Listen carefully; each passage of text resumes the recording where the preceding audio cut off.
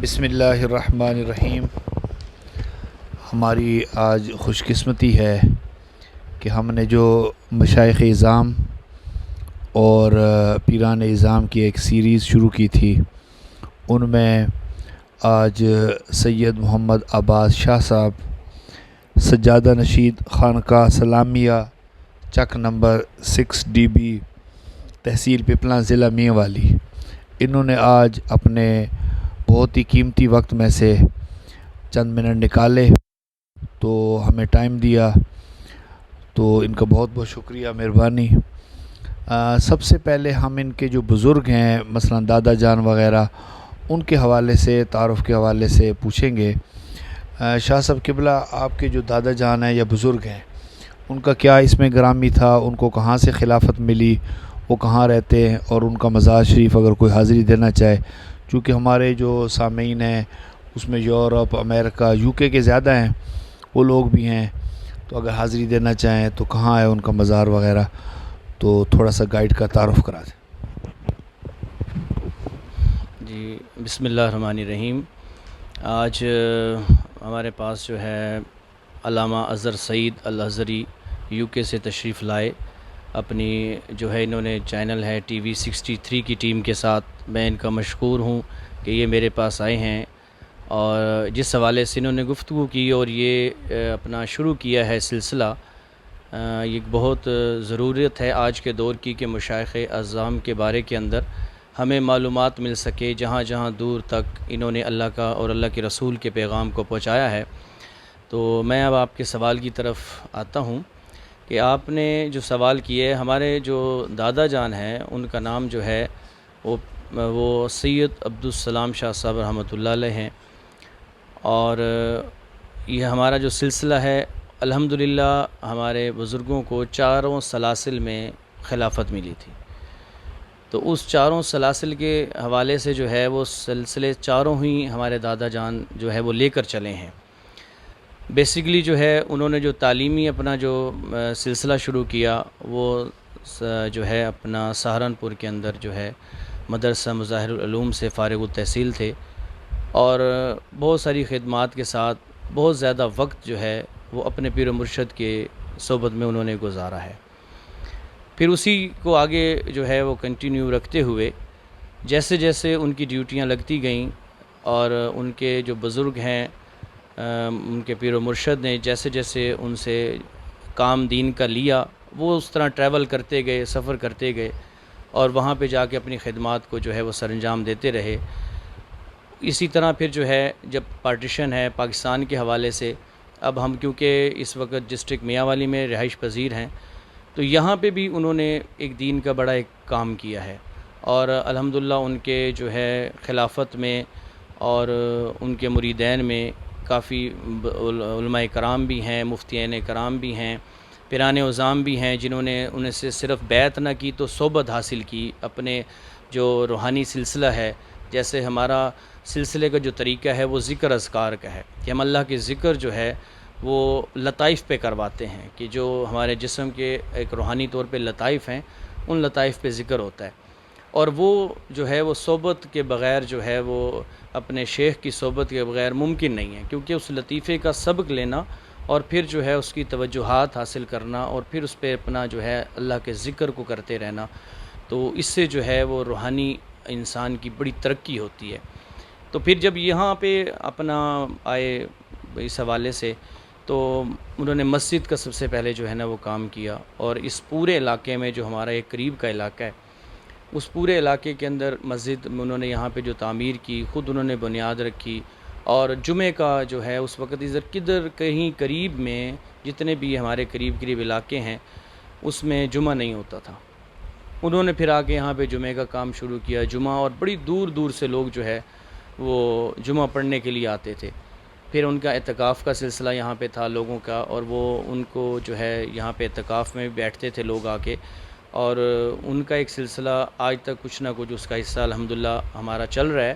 کہ وہ پورا مہینہ بھی لوگ یہاں بیٹھتے ہیں، کہ پورا ایک مہینہ اپنی روحانی اصلاح کے لیے، اپنی جو ہے اصلاح کی جو ان کے وظائف ہوتے ہیں، تعلیمات ہوتی ہیں، ان کو مکمل کرنے کے لیے وہ یہاں پہ جو ہے نا وہ لوگ آتے ہیں اور رہتے ہیں اس کے اندر۔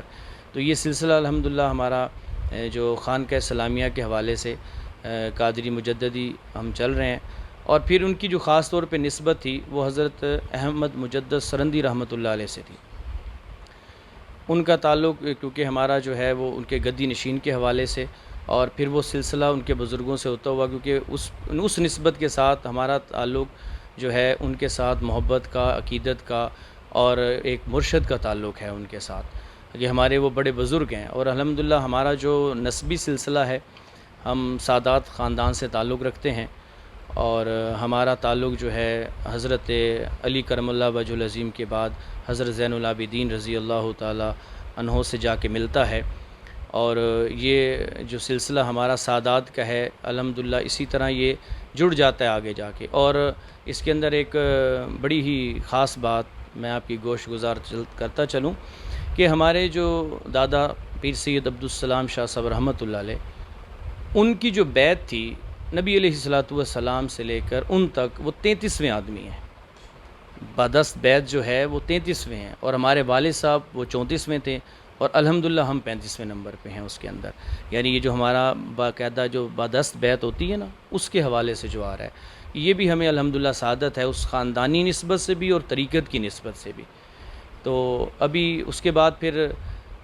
انہوں نے اپنی کافی خدمات کو سر انجام دیا، کیونکہ وہ ایک بہت بڑا چیپٹر ہے کہ اگر اس کے حوالے سے کبھی انشاءاللہ وقت ہوا تو ہم اس پر بھی اس پر گفتگو کریں گے۔ پھر جو ہے اپنا 1984 کے اندر 21 مئی کو وہ دنیا سے رحلت فرما جاتے ہیں، ان کا وصال ہوا۔ ملتان کے اندر وہ اس وقت اپنے مریدین میں تھے کہ وہ جو ہے اللہ کو پیارے ہو گئے۔ پھر ان کو جو ہے تدفین کا معاملہ جو ہے وہ گجرانوالہ میں کیا گیا، ایک ہمارا وہاں تعلق تھا ہر حوالے سے، تو اس کا انتخاب کیا گیا، اور وہاں پہ ایک جگہ کا انتخاب کیا گیا جو آج وہاں پہ وہ مدفن ہے، وہ جی ٹی روڈ کے بالکل قریب جو ہے نا، وہاں پہ چندہ قلعہ ایک چوک ہے، اس کے قریب بالکل اس روڈ کے بالکل اوپر جو ہے وہ ان کا مزار مبارک ہے۔ اور آج بھی ان کا وہ روحانی فیض جاری و ساری ہے کہ جو اللہ تعالیٰ نے ان کو نوازا تھا ان کی اس عقیدت اور محبت کے اوپر، اس محنت کے اوپر، اور جو ان کے بزرگوں کی محبت تھی ان کے ساتھ، کہ وہ الحمدللہ آج بھی نظر آتا ہے، اور آج بھی وہ چل رہی ہے۔ انہی کی برکات ہیں کہ آج ہم تک یہ ڈیلیور ہوئی ہیں، پہنچی ہیں۔ پھر اس کے بعد اس سلسلے کو ہمارے والد صاحب پیرزادہ سید ریاض احمد شاہ صاحب قادری مجددی، انہوں نے اس کو لے کر آگے چلے۔ اس دوران کے اندر ان کے کافی خلفاء بھی ہوئے ہیں، یعنی پیر سید عبدالسلام شاہ صاحب رحمۃ اللہ علیہ کے خلفاء بھی اس میں ہوئے ہیں کافی زیادہ، ان کے مفتی بھی کافی بیعت ہوئے ہیں۔ تو جو ہے وہ اپنا کام بھی اسی طرح دین کا کرتے رہے ہیں، کیونکہ باقاعدہ طور پہ جو گدی نشین پہ آ کے کیونکہ سلسلے کا تھا وہ ہمارے والد صاحب کے پاس ہی تھا، اور ان خلفاء کے ساتھ بھی الحمدللہ ایک قلبی تعلق، اور جو ابھی تک ہیں ان کے ساتھ چل رہا ہے، ان کی عقیدت محبت آج بھی اس در سے قائم ہے، اس آستانے سے آج بھی قائم ہے الحمدللہ۔ ان کا رابطہ بھی رہتا ہے، تعلقات بھی ان کے ساتھ رہتے ہیں ہمارے۔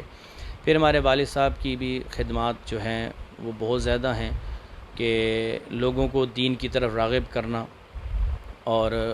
انہیں جو ہے اصلاح کرنا، اور ان کی سب سے خاص بات یہ تھی کہ وہ بہت زیادہ زور دیتے تھے اس بات کے اوپر، درگزرنے کے اوپر، کرنے کے اوپر، کہ معاف کر دینے کے اوپر، جو ہے نا بہت بڑا ان کا ایک جذبہ تھا، بہت بڑا دل تھا ان کا، کہ ہم انہیں دیکھتے تھے کہ ہمارے سامنے گزرے حالات میں کہ جو انہیں تنگ کیا، لوگوں نے پریشان کرتے تھے، اور اس کے باوجود جب وہ سامنے آتے تھے تو اتنی خوش اخلاقی سے ملنا، اور پتہ ہی نہیں کہ یہ ہمارے ساتھ اس نے کوئی زیادتی بھی کی ہے یا نہیں کی ہے۔ تو اس چیز نے ہمیں بہت متاثر کیا ان کی، کہ ہمیں آج جو ہے نا جب میں اس کے اوپر آیا تو مجھے یہ معلوم ہوا کہ جو ہے نا یہ بہت ایک مشکل کام ہے، کہ دیکھیں کسی کو معاف کرنا اور پھر بڑے خوش اخلاقی سے اس کے ساتھ ملنا، گفتگو کرنا، اسے محسوس نہیں ہونے دینا کہ آپ نے یہ کیا تھا، اس کا زور دیتے تھے وہ، کہ صلہ رحمی کے حوالے سے بڑا زور دیتے تھے، تعلق جوڑنے کے حوالے سے بڑا زور دیتے تھے کہ ہم اپنا جو ہے نا وہ تعلق کو قائم رکھیں، جوڑ کے رکھیں،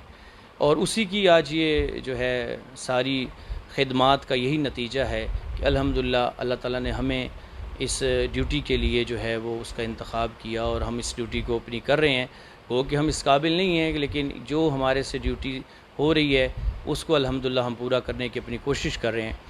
تو اس کے حوالے سے ابھی بھی ہمارے پروگرام ہوتے ہیں سلسلے کے حوالے سے جو ہے نا، مختلف جگہوں پہ سالانہ پروگرام بھی ہوتے ہیں. یہاں پہ ہمارے اس میاں والی کے اندر چک نمبر 6 ڈی پی میں خانقاہ سلامیہ پہ بھی ہمارے جو ہے وہ پروگرام ہوتا ہے، سالانہ پروگرام ہوتا ہے. اور وہ صرف یہی ہے کہ ہم اللہ اور اس کے رسول کی طرف اپنی زندگی کو لے آئیں، کہ ہمارا رہنا جو ہے وہ آپ صلی اللہ علیہ وسلم کی مبارک طریقوں کی طرف آ جائے اور اللہ رب العزت پر ہمارا یقین کامل بن جائے. تو اس حوالے سے جو ہے ہماری وہ تعلیمات، ذکر کی محافل جو ہیں وہ ہر مہینے ہمارے پاس ہوتی ہیں الحمدللہ مسجد میں، اور یہ مختلف ہوتی ہیں. میں الحمدللہ سفر کرتا ہوں ہر ماہ اور مختلف جگہوں پر اذکار کی محفل کرواتا ہوں. وہاں پہ بیان بھی ہوتا ہے، خدمات بھی ہوتی ہیں. اور پھر ہمارے سلسلے میں ایک جو ختم ہے وہ ختم خواجگان کے حوالے سے ہے، وہ ہم ختم خواجگان بھی پڑھتے ہیں اور ذکر بھی کرواتے ہیں اس حوالے سے. تو یہ جو چند چیزیں میں نے آپ کی گوش گزار کیں، تو یہ ساری چیزیں اس سلسلے کا حصہ ہیں، اس کی روح ہیں، اس کی طاقت ہیں. اس سے یہ سلسلہ جو ہے وہ رواں دواں ہے اور سالانہ پروگرام ہمارے یہ چلتے رہتے ہیں. تو الحمدللہ اس میں بڑا ہم جو ہے اپنے آپ کو محسوس کرتے ہیں کہ ہم ایک روحانی طور کے اوپر اللہ تعالیٰ نے ہمیں جو ہے وہ اس سلسلے کے کام کرنے کے لیے اور ذکر اذکار کرنے کے لیے، کہ اس کے اوپر ہمیں بڑا اللہ کا شکر ادا بھی کرتے ہیں کہ ہم سے وہ یہ کام لے رہے ہیں، کہ وہ اللہ کی ذات ہے، وہ جس سے چاہے کام لے سکتی ہے. تو میری جو اپنی تعلیمی حوالے سے اور وہ جو بات آپ نے کی، کہ اس حوالے سے جو چیز ہے کہ میں ابھی بھی یہ بات کہتا ہوں کہ میں جو بھی ہوں اس وقت اللہ رب العزت کا فضل ہے اور میرے بزرگوں کا فیض ہے. بس میرا یہی جو ہے سارا لب لباب میری تعلیم کا یہی حاصل ہے. ماشاءاللہ سید محمد عباس شاہ صاحب یہ بزرگوں کا تعارف فرما رہے تھے. اللہ رب العزت کی بارگاہ میں دعا ہے کہ رب کائنات ہمیں اولیاء اکرام کے نقش قدم پر چلنے کی توفیق عطا فرمائے. قرآن مجید میں اللہ رب العزت نے فرمایا وَيُعَلِّمُهُمُ الْكِتَابَ وَالْحِكْمَةَ وَيُزَكِّيهِمْ، کہ آقا دو جہاں صلی اللہ علیہ وسلم لوگوں کی کتاب کا اور حکمت کی تعلیم دیتے تھے اور ان کا تزکیہ فرماتے تھے. اب مفسرین کرام کہتے ہیں کہ علماء کرام کا کام ہے علم دینا، تو یہ جو تزکیہ ہے یہ روحانی جو لوگ ہیں ان کا کام ہے، اولیاء اکرام کا، پیران اعظام کا، مشائخ اعظام کا. یہ جو ہم نے سیریز شروع کی ہے یہ بھی اسی لیے شروع کی ہے کہ جب تک یہ دونوں چیزیں ملے نہیں، جس طرح حدیث جبرائیل میں علم کے علاوہ، عقیدے کے علاوہ، باقی ساری چیزوں ارکان اسلام کے علاوہ حضرت جبریل امین نے حضور صلی اللہ علیہ وسلم سے جو سوالات کیے اس میں احسان کا ذکر کیا. تو احسان یہ تصوف ہے، روحانیت ہے، اور اس کا جو بیڑا اٹھایا ہوا ہے وہ مشائخ اعظام نے اٹھایا ہوا ہے، علم کا علماء کرام نے اور روحانیت کا مشائخ اعظام نے. اس کو آسان طریقے سے آپ یہ سمجھ سکتے ہیں کہ ہم نماز پڑھتے ہیں، اس میں کتنے فرائض ہیں، کون سا ٹائم ہونا چاہیے، تلاوت ٹھیک ہونی، بالکل تجوید قرات کے ساتھ اچھے طریقے سے پڑھنا چاہیے تاکہ معنی تبدیل نہ ہو قرآن مجید کے آیتوں کا، لیکن توجہ اللہ کی طرف رہے، یہ روحانیت سکھاتی ہے. باقی چیزیں جو ہیں وہ علم سکھاتا ہے، فقہ سکھاتی ہے، لیکن آپ نے سبحانک اللہم و بحمدک اچھے طریقے سے پڑھا، رکوع اچھے طریقے سے کیا، سجدہ اچھے، یہ ساری چیزیں علمی ہیں، فقہی ہیں. لیکن آپ اس دوران اگر خیال یہ کر رہے ہیں کہ آج کاروبار میں نفع کتنا آیا، میں نے کیا جا کر کھانا ہے، بچوں نے کیا، تو پھر توجہ تو آپ کی بندوں کی طرف رہی، اللہ کی طرف تو نہ رہی.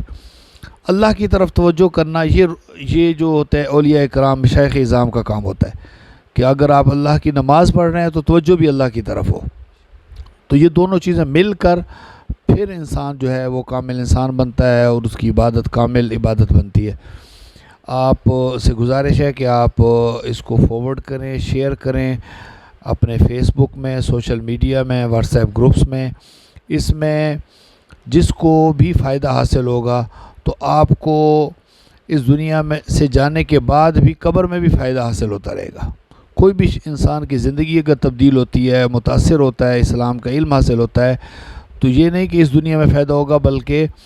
مرنے کے بعد بھی، آخرت میں بھی، قیامت کے روز بھی اس کا فائدہ ہوتا رہے گا. تو اولیاء اکرام کا ذکر کرنا یہ اللہ کی سنت ہے. قرآن مجید میں اولیاء اکرام نہ صرف ذکر ہوا بلکہ ان پر صورتیں ہیں. پوری کی پوری صورتیں اللہ رب العزت نے صرف انبیاء کی نہیں بلکہ اولیاء کی بھی صورتیں بنائی ہیں۔ اللہ رب العزت کی بارگاہ میں دعا ہے کہ رب کائنات ہمیں عمل کی توفیق عطا فرمائے۔ شاہ صاحب کا دوبارہ شکریہ کہ انہوں نے ٹائم نکالا ہے۔ شکریہ، والسلام۔